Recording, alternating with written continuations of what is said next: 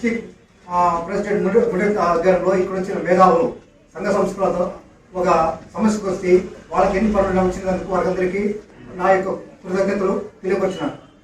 వైద్యం గురించి ఏం మాత్రం పట్టించుకోవడం లేదు. వేరే దానికి ఒక కార్పొరేట్ సంస్థలకు లోన్ తీసుకుని 2,000 కోట్లు వృధా ఖర్చు పెడతారు, అతనికి రాయితీ ఇస్తారు. అదే ప్రజలు సామాన్య మానవునికి ఎందుకు ఇవ్వరు? వైద్యం కోసం ఆలోచించేందుకు ఈ మేధావులు ఈ ప్రభుత్వము అని సూటిగా ప్రశ్నిస్తున్నాం.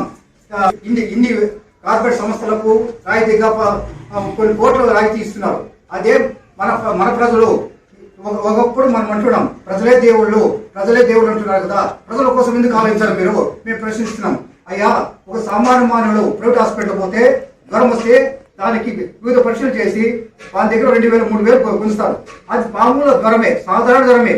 అదే ప్రభుత్వ హాస్పిటల్లో అన్ని సదుపాయాలు అన్ని టెక్నాలజీలు పెట్టింటే అతనికి సింపుల్ గా అతనికి ట్రాన్స్పోర్ట్ ఛార్జ్ కూడా ఉండవు. కానీ అతడు అది కుయ్యో మరో వీళ్ళు ఆడుకొని బస్సులు మారుకొని వస్తాడు.